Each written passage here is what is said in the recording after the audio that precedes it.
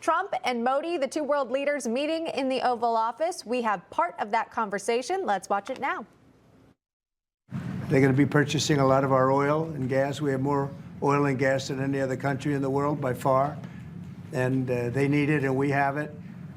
And we're going to talk about trade. We're going to talk about many things. This is a terrific man. We're going to make some wonderful trade deals for India and for the U.S. So how about that? Just another world leader that the president has met with in recent weeks. Thomas, what does this relationship between the U.S. and India now look like?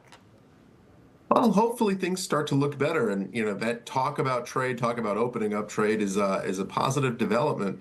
Remember, Modi has put tariffs on American goods, which shame on him. It's hurting his people, it's hurting us, and unfortunately, though, with the news of tariffs, two wrongs don't make a right there.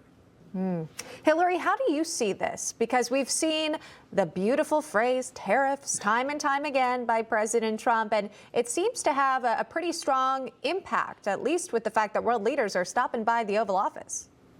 Well, yes, actually, Emma, of course they are, because they're not fools. They know that President Trump isn't doing this for theater. He actually means this. And it's actually ghastly to think of how the entire world has taken advantage of us. And I actually don't blame the rest of the world. I blame bureaucrats who have signed these trade deals over years.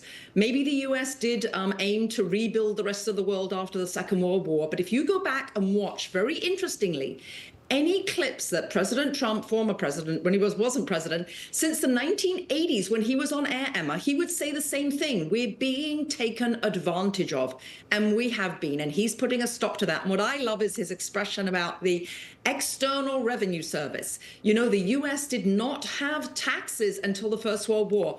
We used to have so much money. Actually, in the 1860s, there was a commission set up to try to determine how to spend all the money the U.S. had. We need to go back to those days, and that's what President Trump is doing by raising money via tariffs.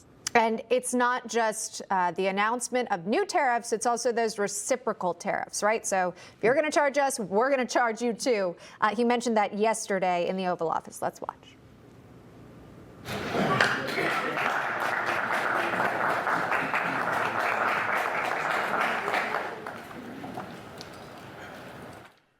And on trade, I have decided, for purposes of fairness, that I will charge a reciprocal tariff, meaning whatever countries charge the United States of America, we will charge them, no more, no less. In other words, they charge us a tax or tariff, and we charge them the exact same tax or tariff. Very simple.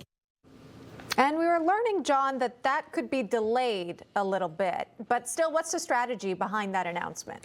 Well, you'll never hear me say big, bold tariffs are good, unless it's Donald Trump in the Oval Office. Okay. Why? Because he understands big, bold tariffs bring people to the table and actually get global trade back on the path of common sense. Why is it common sense to use tariffs? Because the president understands that a lot of countries around the world slap a tariff on U.S. imports, but at the same time, they expect the fair side of trade by no tariffs for their imports coming into America. No, folks, that is not free and fair trade. That's imbalance. And the president actually talked about deficits, trade deficits. And if we're going to go forward to try to bring our fiscal position under control, we can no longer allow foreign countries to take advantage of the American people. So whether you call it a VAT, value-added tax, tariff, any taxes have to be done away with when it comes to countries doing business with each other. There you go. Make it fair at the very least. John Burnett, thank you for joining me. Thomas Savage, Hillary Fordwich, appreciate you all. Have a wonderful weekend. Pleasure. You too. Emma. Thank you.